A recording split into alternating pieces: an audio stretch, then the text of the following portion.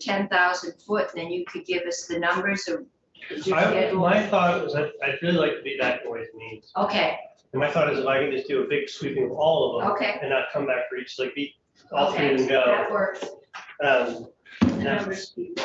Yeah, that would be We are helpful. juggling other committees right now, so. Yeah. Doing childcare for Ways and Means, so. Oh, no, let's go over it. I'm not Don't let it pertinent, but I go. need to be there. Okay. We're live. We are live, yes, we are. And we are off the floor. And we are quickly reorganizing our agenda. I'm going to try and get through the 3, 4, if we can do it, compact bills that we have. And our numbers really in there was loss of state revenue. Compacts seem to be where the future is going. We heard yesterday that we have lost 30% of our nurse licenses in this state with the nursing compact, but we have not lost 30% of our nurses. So, good thing to look at when we're looking at licensing fees and everything else. So Nolan, money first, then we'll find out what it's for. Sure, for the record, Noel Langwell, the Joint Fiscal Office. There should be several documents posted. There is a fiscal note for each of the individual bills. And then there's this memo that sort of summarizes all three. The memo is dated 4/11 to the Senate Health and Welfare Committee, but nothing has changed. I thought I might just focus on that because it kind of summarizes the number of people who will be affected, when the fees are paid, the revenue loss, and the revenue gain from the privilege. And then if you want to know about the individuals, about how many people have each license and how many would be lost, you can go to the memo, but I feel like this chart is a fiscal note specific to each of them. But Okay, I've got 3 fiscal notes and the other says fiscal impact of pending. Is that the one? I don't know what you'll call it. It should just be a memo. That's the only one that doesn't have a bill. Okay, and that's probably that. It should be a memo. Or updated for it, 4/11, yeah. and it just say compact. Okay, Okay. yeah. So what I tried to do here, because there's so many moving pieces and they all have, just to try to look at them in a totality. So you have 62, which is mental health counselors. You have 77, which is physical therapists, physical therapist assistants, and 86, which is audiologists and speech pathologists. If you look at the chart that's towards the bottom of the page, you see there's the estimated number of out-of-state applicants that we expect to lose due to compact for each of those bills. So the total would be 536 people between those 3 compacts. If you look at the next column, there's the current fee, and that's what the fee is and when it's paid. So for instance, mental health counselors is $200 on odd years. Physical therapists $150 on even years, and an audiologist is $240 on even years again. Okay, and those fees reflective of the fee bill that we No. also, so it would be up by inflation, I think. Well, again, these haven't, this is irrespective of that bill, because that bill is not law. True, it So is I'm not. operating off And of it current may law. not, yes, okay, so And under so- current law, this is. Current law, and that bill would raise revenues and offset any loss. Assuming that, initially, I don't know if you knew this, the fees were initially on one of the compact bills in the House, and it was deemed not germane by the clerk. Okay, So similar bill. So that's their separate bills. So I don't take into consideration that at all because that's not current law. I'm operating off current law. So we estimate for 62, the mental health counselors, the loss would be 54,800 estimated in fiscal year 2025. The PTs would be practically 33,000 in fiscal year 24. And then the audiologists would be about 17,200. in fiscal year 2024. So the combination of the three, we estimate would be a $50,000 loss in 24 and a $54,000 loss in 25 for a total 2-year loss of $104,800. Now they all have the $50 privilege fee. So again, the way that the community came up, sorry, go ahead. No, we got into this, the psychologists don't have that fee, right? That offsets some of the losses, and this came up, the privilege fee, when we were working on, I thought it was each of the bills. That's H282 you were referring to? Yes. Yeah. Oh, yes. We're talking about the other three, right? yeah. Yeah, we're it's talking about not- the other three. These No, three have the privilege fee, Correct. that one didn't. that one didn't, because that's the one we have to pay $10 per resident, so that's a different one. So I'm only focusing on the three that we're doing today. And so there's a $104,800 loss between the 2 years.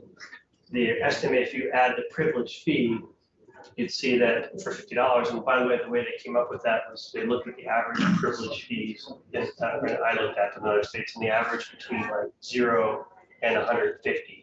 And so we just picked they picked the halfway point, and that's how they came up with $50. And as I say, if you're practicing out of state from where you live, Yeah, you pay 50, and you're doing that yeah, under if the you do the compact. compact, you have to pay $50 to practice in Vermont. Other states might charge, they might charge you $10, they might charge you $150, they might Right. charge you nothing, but it's the privilege, You'll pay privilege. the privilege fee. And that money does come to us, come back. So they paid whatever they're paying for the compact, and then they have to pay the privilege fee for each specific state that requires a privilege fee, and that money goes to the state. We pay to be in the We're compact, not paying a thing.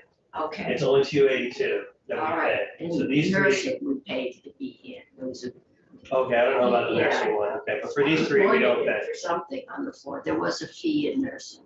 Gotcha. For these three, there is no fee. Is it $50 a mean or a median? Same thing. I'm just using the difference between 0 and 50. So we only have two numbers, the mean and the median are the same. So all the other states were either 0 or $50. No, I looked at, we're looking at I was looking at one of the compacts. And the compact for that one was between 0 and 150. So we took the median between the highest and the low, and not the median of all of them, because I wasn't gonna look at all 50 states and see what the different privilege fees were. So they just took the middle of the two, and they decided 50 seemed reasonable, let's go with 50. Do you have all of the states? No, that's a lot of work. Yeah. You can do it. Yeah. Yes. He might, Right. but we can all, this again is initial, we can up it. Yeah, you can, Or lower it as we find out what the costs are. I assume this would go to OPR this year. Yeah. So that $50 privilege fee would go to OPR. We Correct. find out it's not covering their costs of managing their privilege, or it's too much, we can. and you can do a different privilege fee for each of them. You can do 50 for one, 100 for another. It's whatever you choose. But it's an offset. You're not gonna make that money back from the loss, but it's all of it. But this helps offset it a little bit. Ways and Means just did 50 for all three. Well, hopefully, because they're, well, I can't ask you, I'll ask that. They're under they're under our supervision when they're here, but their home state is actually responsible. If they get in trouble here, we throw them back to their home state. No, it's like the nurses, we can, yeah, that's privilege, okay. But here's where I came up with it. I was looking at the PT compact, and they ranged Arizona and South Carolina didn't have any fee. Mississippi had $150, and so we just went with the middle of those two. That's how. Not to beat a dead horse, but mean and median, you understand the difference. I understand the difference. That's why I'm saying- Average versus the median, which is Yeah. the middle of all of them. And it's worded poorly here, because what I did was I just took the median and mean between those two numbers and not the median or mean of all of them. So So you're correct. Yeah. I was doing between two numbers versus all of them. So yeah, I can see where it'd be misleading. An average could be less than a better way to do it because of many of the states that might have it at $0 might have it because they subsidize it in other ways or they have additional taxes. So I'd Sure. love to know what the median is when we were assessing these fees relative to our peers. But okay, you get that horse. Well, honestly, I just shouldn't have said either one just because they were just finding the middle point between two numbers. They were like 50 seems reasonable because it's in the middle of the range. So, so that's. So I apologize if that kind of. It's a business professor. No, it's fair. Okay, And so that's, for those, we estimated about $26,800 with a $50 fee based on the loss. Now, again, we're losing about $75,000. so, and to another point that Lauren has made in the past, maybe not here, in that to the extent that other states also join the compact, we could lose other people from those states that are current. So this is just based on who of the current licensees from states that are currently in the compact. That's what these numbers I are. assume we might pick up some too. Yeah, you might. Some of our people are probably in other states. The reality is that the numbers are very, very small in general relative to the total cost of regulating. You may have already said this. I was concentrating on finding the text initially. How do we go about losing money on this? It seems to me that people come, they practice here. So right now, those out-of-state people are paying for a Vermont license. When they go into the compact, they no longer have to buy a Vermont license. They're giving the money to the compact instead, and we don't get the licensing fees from those people anymore.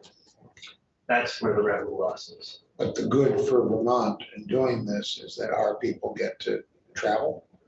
The good for Vermont is that it helps with the workforce, and that's why the other committees felt that, yes, there's a revenue loss, but they felt the policy benefits outweigh the revenue negative impacts because it's helping the workforce. And I should defer to Lauren when she gets up here to talk a little bit more about why they think it's a good policy. Seems to me what they save on not having to get a Vermont license is less than an hourly wage for a traveling nurse. They get paid pretty well. Yeah, if it's a traveling nurse, but a traveling nurse has to belong to a company that employs traveling nurses.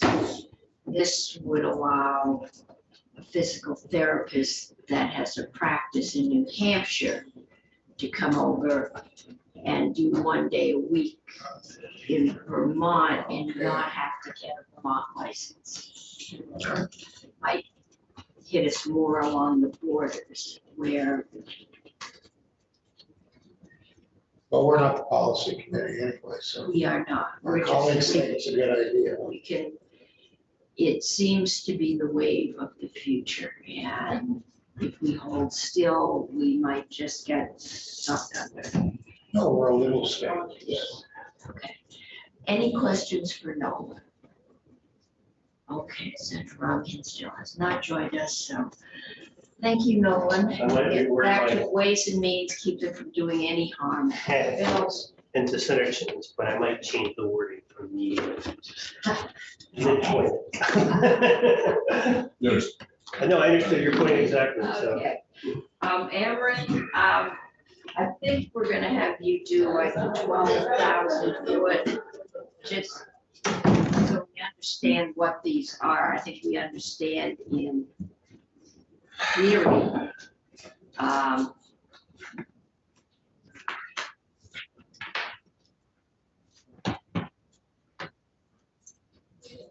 So are these all basically the same setup?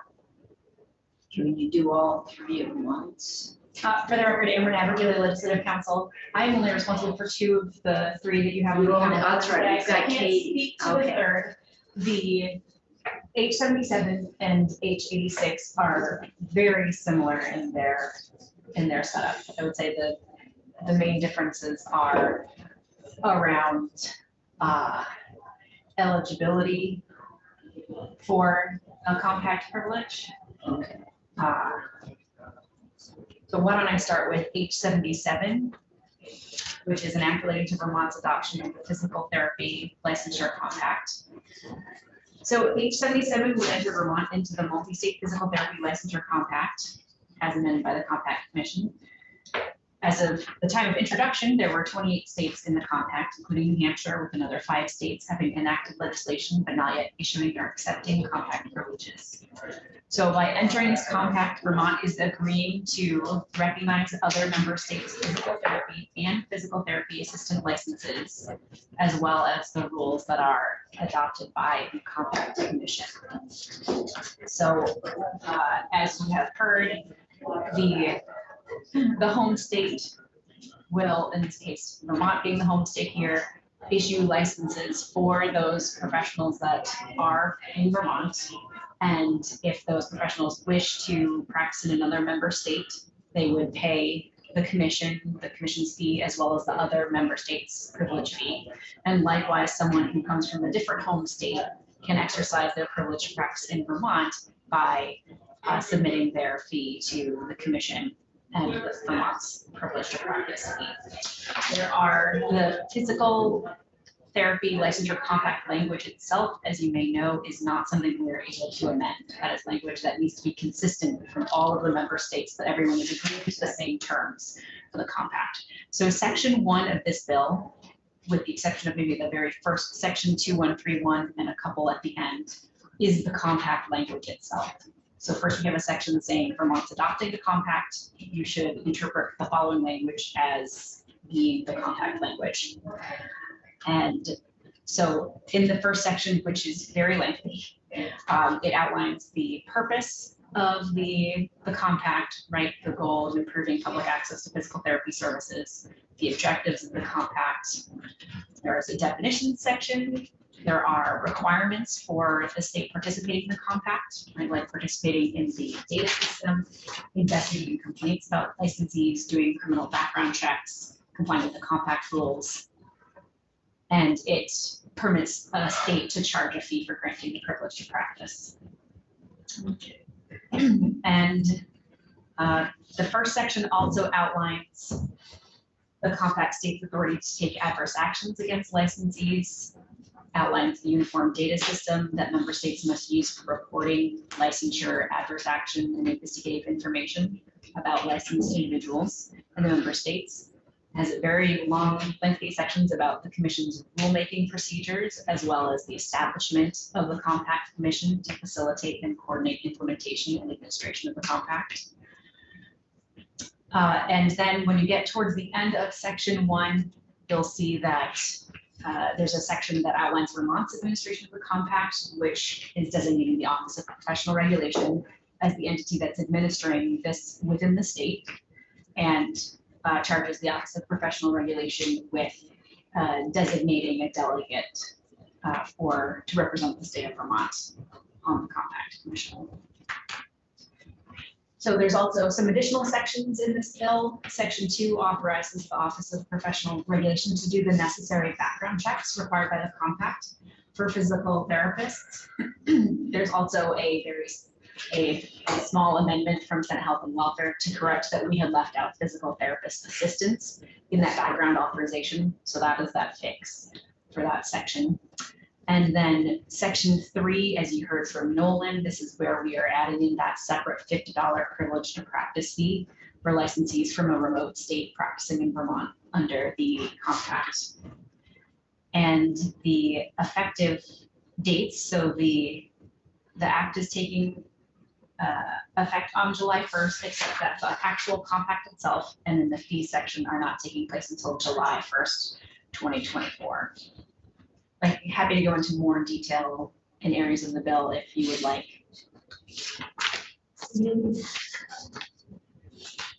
Someone gave us the numbers.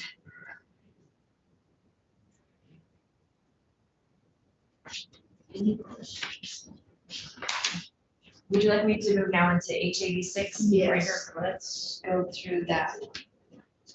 So H86, this is an act relating to Vermont's adoption of the Audiology and Speech Language Pathology Interstate Compact.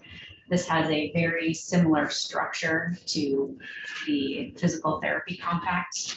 The bill is slightly different because audiology and speech language pathology professionals are governed in two different chapters of Title 26. We don't put them together as they are put together in the compact. So the first section is dividing Chapter 87, which is, I believe, the speech language pathology chapter, into two subchapters to make room to put in this compact. And Section 2 of the bill adds the compact language itself. It has the same type of language. There's differences in someone's eligibility based on education or whether they have any encumbrances on their license within a certain time frame. Those seem to be the main differences between the two compacts. So Section 1 is the language itself. It has almost identical topics per section. There is a slight difference in that the audiology and speech language pathology compact requires that member states recognize the right of those professionals to practice those services in any member state via telehealth. That is not something that is in the physical therapy compact, but that is in this compact. Physical therapy is so hard to do on telehealth. I suppose you can demonstrate some exercises, but I can see where that would be. Whereas audiology is something that you probably, or especially speech, is something that would lend itself very well. Okay. The rest of Section 1, similar to what you just heard for the physical therapy compact, lists the requirements for a licensee to exercise that compact privilege, outlines process for taking adverse actions and discipline against a licensee or someone exercising a compact privilege in the state. It establishes a compact commission. This commission has 2 delegates from each state, 1 audiologist and 1 speech language pathologist, so there are 2, as opposed to the physical therapy compact, which just has 1 delegate. It has the same setup in terms of having a uniform data system that all member states have to put information in about their licensees. It outlines the commission's rulemaking process. And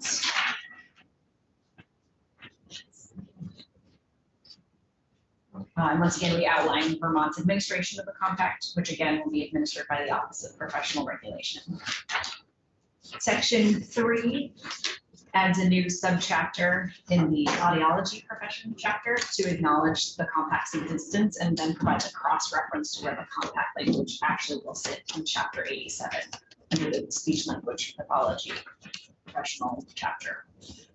And then Section 4 has very similar language to the physical therapy compact bill, authorizing the Office of Professional Regulation to do those necessary background checks required by the compact. Would you like me to stop? No, I'm just scrolling, trying to keep up with you, but right at the top, page 22, it says borrow money. And I remember, I know I reported part of the nursing compact bill. The concern that we have 2 representatives and that the compact board, we're giving them the authority to borrow money, I assume. Yes. Establish a budget. And my concern then, and I know it got addressed, was we got 2 audiologists, speech pathologists, we get 2 professionals on there, nobody representing state budget. And the possibility that the board could decide they need to build a new office complex and they could vote to charge the state of Vermont its share of, I don't know how many $1 million. And probably Lauren is the best one to talk to us about that. So I'll hold that for her. But I was wondering what for this committee, what kind of financial controls we have. Once we set it up, it's one thing, but, and it looks like we aren't losing a whole lot in registration fees, but we won't know that till we do. Yes. So I'm wondering if you might reflect, and I can reach out to the House, but I have the following concerns about the general policy approach we're taking. This one, well, it currently is $150 biannually to the state, and we're going to $50. This one is $200 biannually to the state, we're going to $50. This one's $240 biannually to the state, we're going to $50. And I also see in all three of these that this is going to cost us more time processing these compacts. So this is we're going to reduce our revenues, costing us time and benefiting these subsets. I of think groups. we're gonna. So I'm trying to reconcile. Yeah, I think what we're our gonna objectives switch are here Ameren. and where this $50 comes from. Yeah, and just, have we got any more questions about what's in the bill? I think our jurisdiction is exactly that, where do the numbers come from? How do we protect the state's financial interest? At the same time, it is a wave. I mean, we started with insurance, as far as I know, and the threat of the feds to take it over, so they all only have to go through one licensing exam, one this, one that. And so the states all got together and said, all right, you passed the compact licensing exam, you're licensed in every state, but they still pay us a license fee. So, and then it went to nursing, and then it went in today's world of telecommunications, where you don't have to wait for the Pony Express rider to come out and tell you, this guy's a quack. You know, you don't have that kind of, I don't know what this person's done 2 states over, because I can find out in 30 seconds probably. If there's a concern, or, so it's a different world than the state licensing systems were set up for. But that doesn't mean we need to throw the baby out with the bathwater, so. Okay, and Senator Brock and Senator Bray, Nolan was here, but he had to go to Ways and Means. We are fortunate, but he suggested, he has 3 things on our website, 4, I guess, because 3 have bill numbers, and then he has a summary. And it lists what we're getting now in fee revenue for each of the. Yeah, it's probably on that sheet too, yeah. And so that's the summary of the money that we're looking at. Okay. This isn't very much money, is it? I'm most concerned about the political argument that we just raised the fees for all Vermonters and all their transportation related stuff. And in this case, we argue that we're lowering proportionate fees and giving better benefits and costing the state more time. Yes. to this Push it subset of back. the population. Trying to be intellectually consistent. Yeah. Say civil rights, it's Fair enough. Probably between 4:50 and 4:30 before we get to Becky. Katie is tied up in another committee too. We had her, I think, at 2 o'clock. So we are back and all right. That's the question. Why are we going from $240 to $50? Yeah. What's the state of it? Well, for the record, my name is Lauren Hibbert. I'm the Deputy Secretary of State, and thank you so much for having me back. We started talking about compacts a little bit yesterday, talking through the OPR fees and H305. And I think it's good to remind ourselves of the policy reasons for compact adoption of compacts. And generally, it is so that we can facilitate and allow for interstate movement of licensed professionals. Particularly, we're interested in licensed professionals coming to Vermont, particularly in professions where we have workforce shortages currently or foreseeably. Arguably in every single one of the compacts that are before you. And I understand that we're talking primarily about H62, H77, and H86, but also H282, just for legislative economy. I'm just gonna sweep that in. Do it all, that's the psychology. That's the psychology one. It's the same, except it doesn't have the privilege fee. That is correct. It's a zero. It's State-based instruction. So with all of these 4 compacts, we have workforce shortages in this state. And the goal of the compacts is to make it easier for professionals to move across state boundaries. They've been long supported by the Department of Defense as a solution for military families and particularly the military spouses who on average, military families change state boundaries about 4 times more than the average American family, plus their children do as well. So for maintenance of services, the compacts help. It's also very good for our facilities, for our and for our healthcare institutions to have the compacts in effect.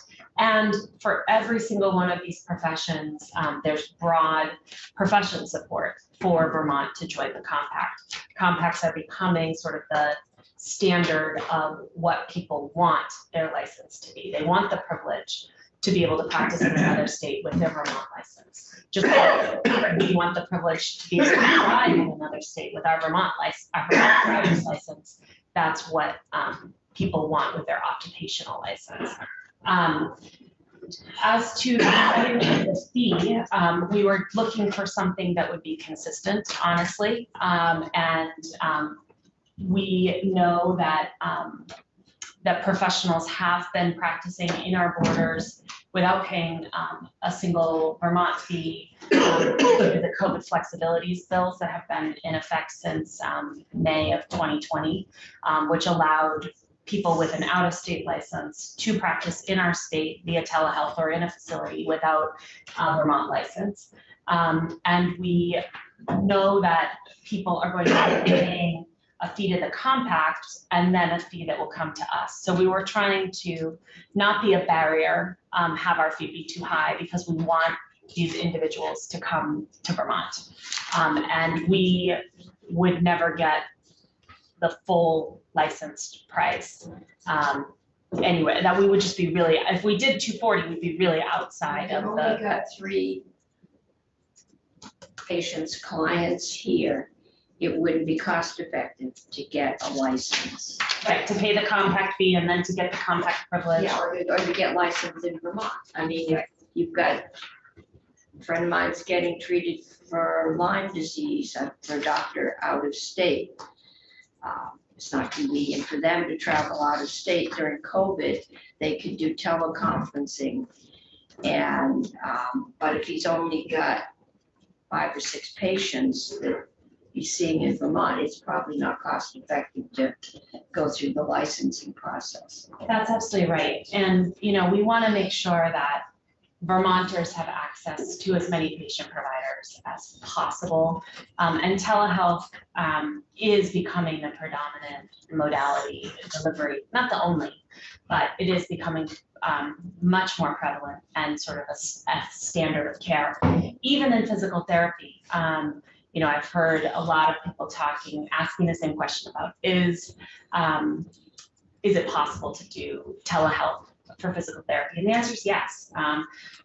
Physical therapists are doing it. They started doing it, I guess, a long time ago, and then it was really used during COVID. So, you know, the policy objectives, I think, are strong. The revenue loss of these 4 compacts is relatively de minimis. But again, as Nolan said, I would caution you, it's based on the states that are part of the compacts as of now. And as more states come, then those licensees in those states will not need a separate license in Vermont. And, you know, I think the office is confident that we can implement these compacts in a reasonably efficient manner. It does add, you know, it's another path on our computer system. So there is some cost to establishing the compacts, each one of them. There will be some process changes, some rule changes. So that is the implementation costs. But it is a good public policy. And we do, as an office, support adoption of all four. Andrew Chitley, did you get? Well, so, fine, do you have any recollection as to why this one was set at 150 whenever it was set, and why this one was 200? Like, is there some intention in years past as to how these fees were established, and that this one's cost us more time-wise? Oh, you mean the traditional license? Because we're leveling it. Right now, the Vermont, the cost for this one is 150 for 2 years, this one's 200 for 2 years, this one's 240 for 2 years, and we're going to 50 across the board. I'm just kind of curious, was there some intention as to why this one currently is more expensive than this $150? So just to clarify, we're going to $50 for the out-of-state person who is using their compact to practice here. Okay, Not all of our professionals, not all of our Vermont licensees, just the out-of-state professional who's going to use their compact practice here. And the rationale for why the fees are different, the interstate counseling compact that affects licensed mental health counselors, they have the highest of those 3 fees, I believe. And they are a board model. So their fee is adjusted to cover their board costs, like our conversation yesterday. Audiology and speech language pathology, they're are part of the advisor profession. So they were part of the standard advisor fee, which is $240. And physical therapists are also part of the advisor profession, but a long time ago, their fee was set lower than the standard. I think because they had probably a combination of good lobbyists and a good story, which is, you know, they don't make as much money as some of the other professions in the advisor pool, and there's a lot of them.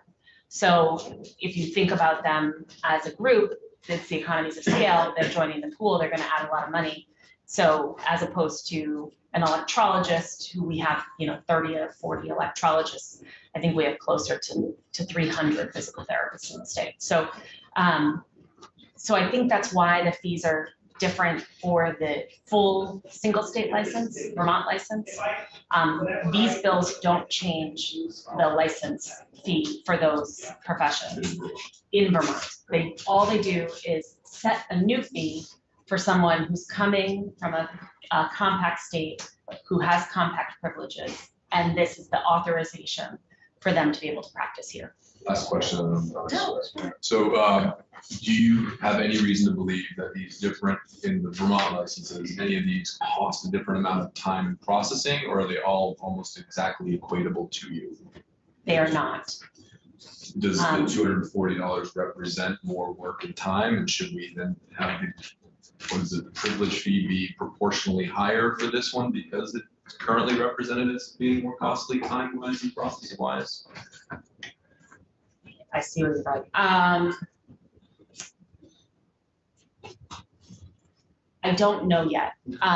The fees are set the way they are in part because of the structure of the entire OPR fund, which is what we were talking about yesterday, which does sometimes, the way the structure is, sometimes does lead itself to some interesting results because we're trying to balance a single board's budget versus the advisor pool. And then I think it remains to be seen what the costs of discipline will be for these 3 professions. And if I were a betting woman, which maybe I am,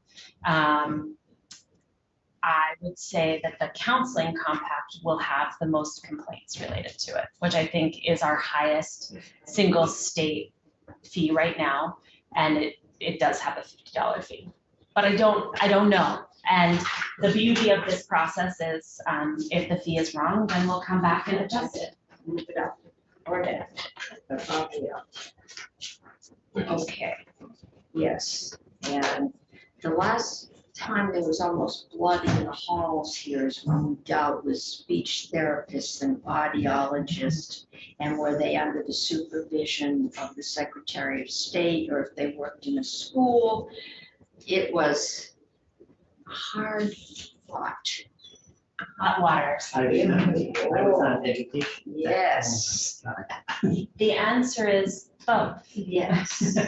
And they didn't like that either, so, yeah, so if we can do anything with this group Yeah. and have it not set off some alarms, we're doing well, because there have been some rough times. And just for the record, I just want to clarify that even if somebody is operating with a compact license for speech language pathology and they begin to work in a school, they also need the Agency of Education's endorsement. This does not alleviate that requirement.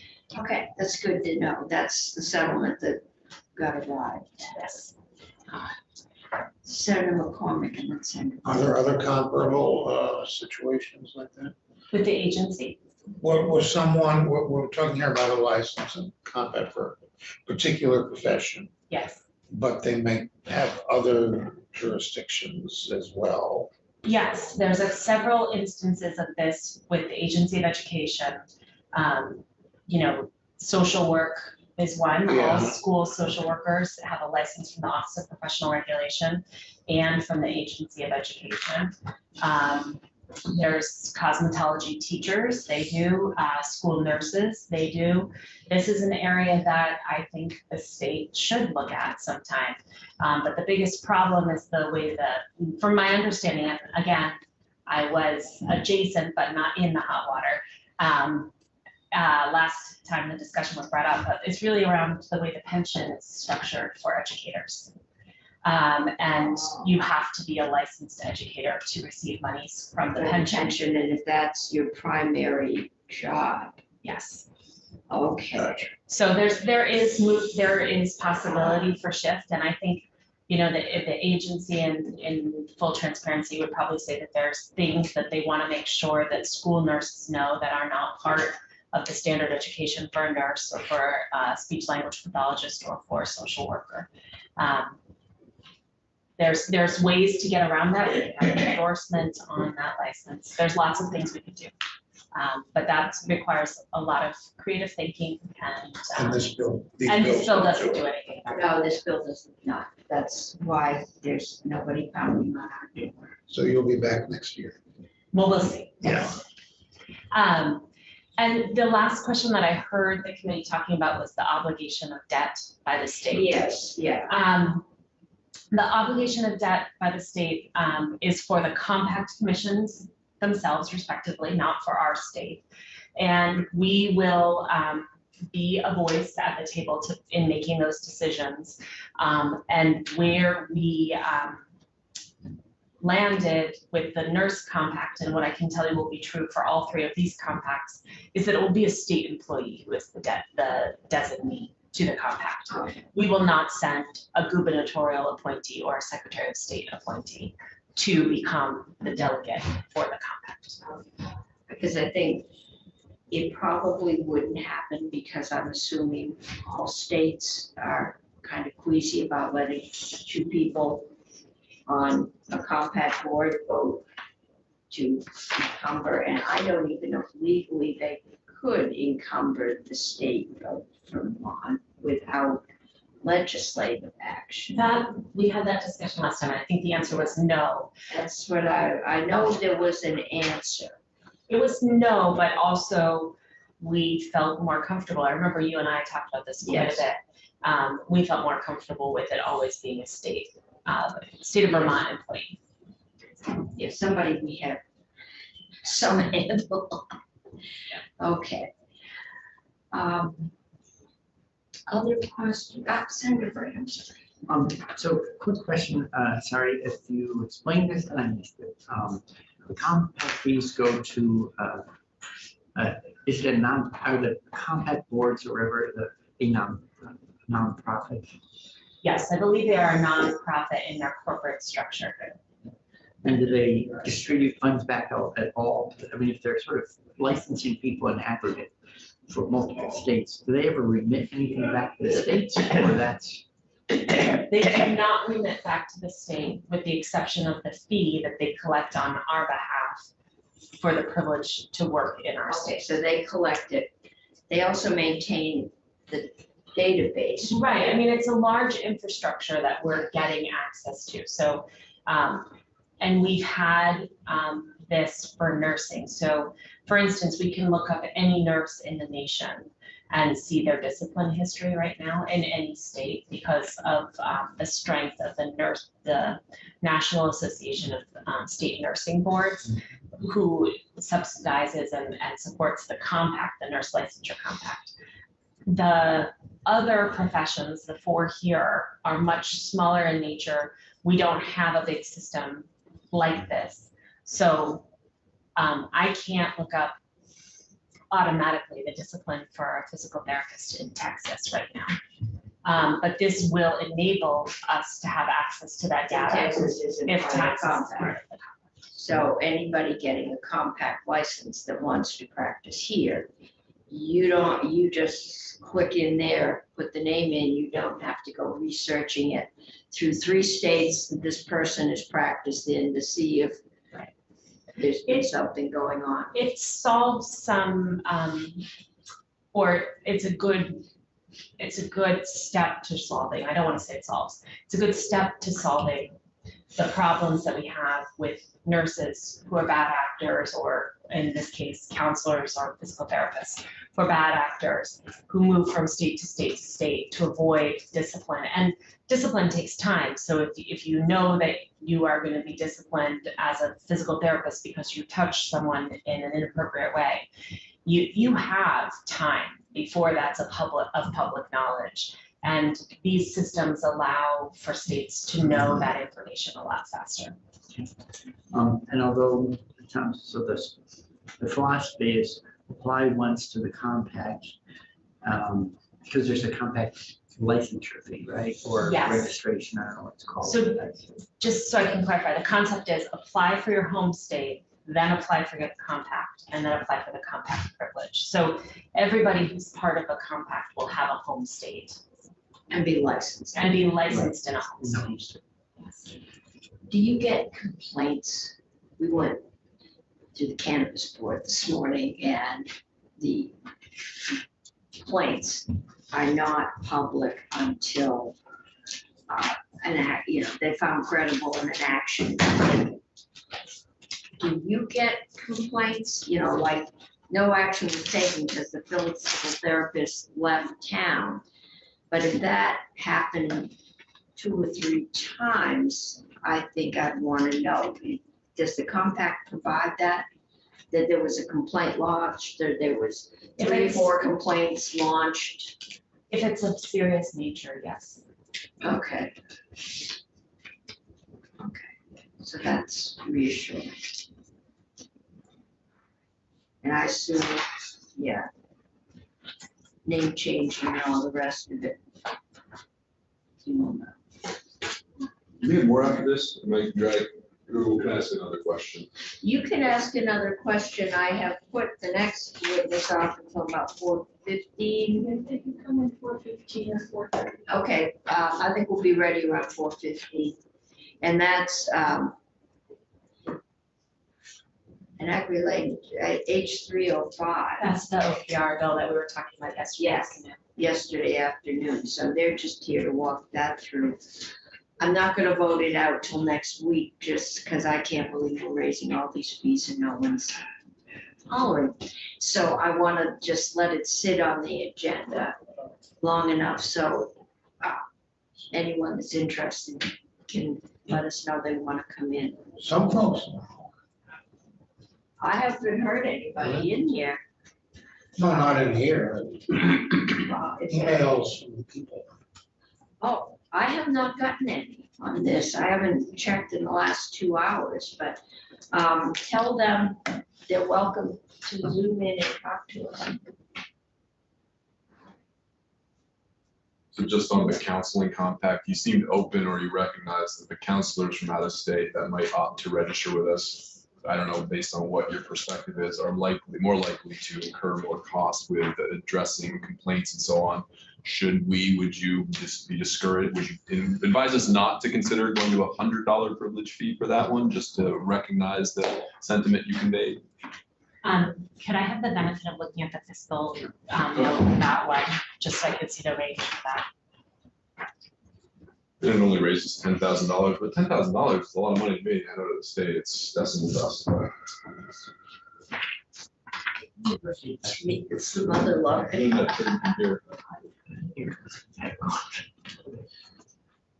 It's more that also, just since I was just reading it, getting the complaints and emails I'm getting about raising the DMV fees, so I'm trying to be just consistent that if these are cutting fees, lowering fees for a subset of our small populations and professionals. If I may, the issue I'm having is I don't see what other states are charging for the compact privileges in this fiscal note, and I just want to see that so that I can understand. I don't want to put Vermont at a competitive disadvantage by What having. Nolan said is that he looked at a couple states, the high he found was 150, the low was nothing. He took the middle. He only mentions that in one of these, H77. No, I think he did it for all of them, is what I understood him to say. Okay, the JFO, though, I'm not seeing other state references in the JFO. Yeah. But I'm happy to look into it, as long as we're not putting ourselves at a competitive disadvantage, I have no concerns about raising the fee. I think compacts are a tricky issue, because essentially what we're doing, and this goes back to the larger conversation, which I really want to have, is this good public policy of incentivizing people coming in from out of state. We are allowing people to work here without paying into the kitty. So the way that I think about it is, you plan a vacation, you plan to go on vacation with 10 people. The costs are $10,000. 3 people don't show up. And instead of charging the 3 people who don't show up $1,000 each, that cost is put onto the 7 who show up for the vacation. And that's what's happening, is the out-of-state people still have costs. We still have to rent the house, still have to buy the food, and they're not here. They're not showing up at the money. So that's the public good piece. Right. And the conversation about the way OPR is I think structured. they're in Massachusetts and New York, and I know New York wasn't in the nursing compact. It will be a long time until either of those states are anything. I know Massachusetts is a very controlled system, and New York is such a big market that What's that about? they don't need the rest of it. Well, Both in population and in size. a lot of it has to do with population and size, and a lot of it also has to do with unions. We've got too good a deal at home. But if we don't have traveling nurses in here, we are closing hospitals and nursing homes, and we're already not operating at capacity. He's correct. And unless we do something bad is gonna happen. And the workforce, on nurses specifically, the workforce shortages and the traveler contracts and the fees that traveling companies pay is a national matter. It's not a Vermont specific. Oh, no. And there's been a news story on CBS the last few nights about the investors buying hospitals, the something hospital trust, and then closing them. And I did have a bill and haven't been able to get it taken up, which would prevent hedge fund buying issue that's going on, and that's gonna come in here too, eventually. Because our rural hospitals are in trouble, and they can't afford the travelers. Okay. Encourage all the young people to go into nursing. They Yes. need to. Okay, any other questions for Lauren? Okay, Thank I will you. get back to you, Senator, on the wage. Okay. And now Becky is here. We've got a fee portion of the bill, or is that what we want? I'm trying to keep track of this bill. I have not done the fee portion yet. I don't know. Okay, we went over a bunch of, I thought there were fee changes with yesterday. Definitely wasn't me, but No, it was not you. We did not have a drafter. We had. Ted, and Yeah, Ted. Yeah. Okay, so have you got something else more, less? I just have the language of what they probably went through with you on a spreadsheet. Okay, come on up. Is there something we should know on the raising all fees? I think that sounds good. I Sums it up? can, I can say that. Okay. But, yeah, a lot of these fees have not. They used to be on a regular 3-year cycle. Every year, we would have a third of the fees in here. And we would adjust them, sometimes up, more rarely, but we have adjusted them down to cover the cost of regulating all kinds of, or not just regulating, providing services. Act 250 fees, not, they're pretty steep, but most people in Vermont don't go to Act 250, so people that do use it are charged the cost of the court and the cost of the system. So, Becky Wasserman, Legislative Counsel. The fees in this bill, H 305, this is in the amendment, version 1.2. They start on page 7, so these are specific to the Secretary of State's office. okay, we did get, I think we got as far as being told, and the rest are corporate and what, I think. Exactly, It didn't flash through, but it was at the end of the day yesterday. And I can go in as much or as little detail as you want, but I can give you an overview that these are split up between the advisor professions and then the board professions and then the corporations division.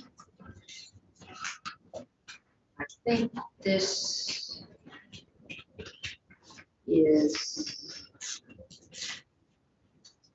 yes, it's under Ted Barnett, and it is the unreadably small print that we went through yesterday. The spreadsheet. The chart, yes. So particularly with the advisor professions, they're a little harder to follow in the language than on the chart, because you'll see in section 14 of the amendment on page 7 that the advisor professions the fees can be found in Free VSA 125. And the way this section is set up is that there is a standard fee that is applied for registration, licensure, and renewals. And so those standard fees apply to all advisor professions, except if there's an exception, and only the exceptions are listed in the statutory provision. So you won't actually see all the advisor professions that you see in the spreadsheet in the actual language, unless it's an exception to the rule.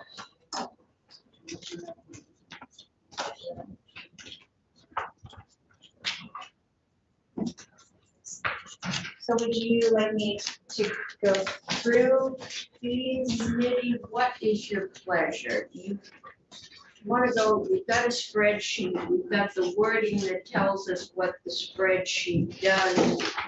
the testimony yesterday was they looked at the inflation rates since these were last raised, and they raised them that much. A lot, except for the things highlighted, salmon and 5, 6, 7 of those. And we went over those yesterday. The one that hadn't been raised since 1989 or so, might have been longer than that. Would have had something like a 67% inflation rate, so they didn't raise that all the way.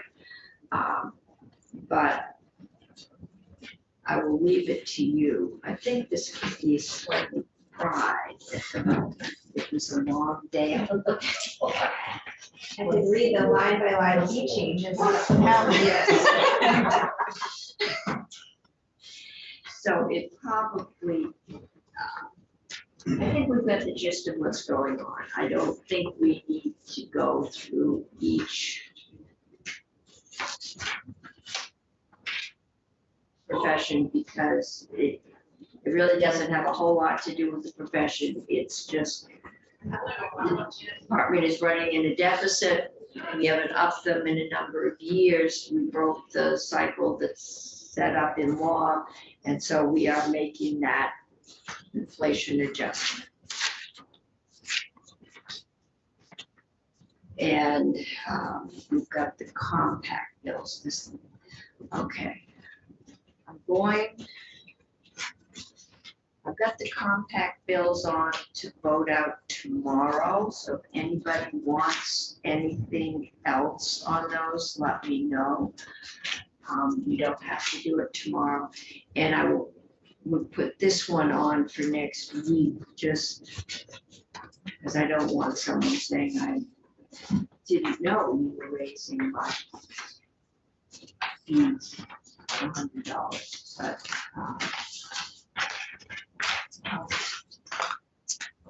Well, I'm happy to answer any questions. no, thank you for bearing with us. This is an unusual fee bill. Woman's yelling. Yes. And the compact bills, we've gotten our answers to whether we like them or not, I don't know. But I think we've gotten answers as far as we can. So thank you, everyone. Senator Wood. I'm just wanted to raise a quick question here in basket. I know I owe Jill some names other than Michael Green. This next week, I also have alcohol and cannabis headed this way. Very modest. I'm sure it is. Especially pedestrian. So, yeah. So we will get these out of here. Cannabis and alcohol, I think we're gonna vote out of economic development tomorrow, which means we won't get it until Wednesday. But, once it's finalized and voted in there, we can start taking testimony. Okay, Is that morning? Yeah. Schedules. yes, we could, but I'm not in that dire straits yet. We're making good, we're staying on top of our list of bills. Oh, I'm gonna do the yield bill tomorrow, if anyone, that seems to be, we'll go over it, we'll refresh our minds, but that's pretty much set.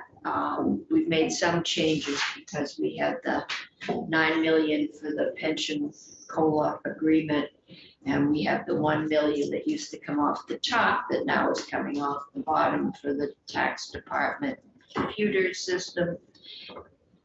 And I think that's about it. Oh, and when it came to us, there's a $1 million deficit, but we had 22 million. We're down to 18 or 19 in reserve for next year when we will start the weighting study. I think I'd like to know a little bit more about that, that has to be counted next year's in next year's December 1st bill. We might not want to do that since that's the first year of the waiting study, but we'll find out. Okay, so thank you everyone for, I think that's it.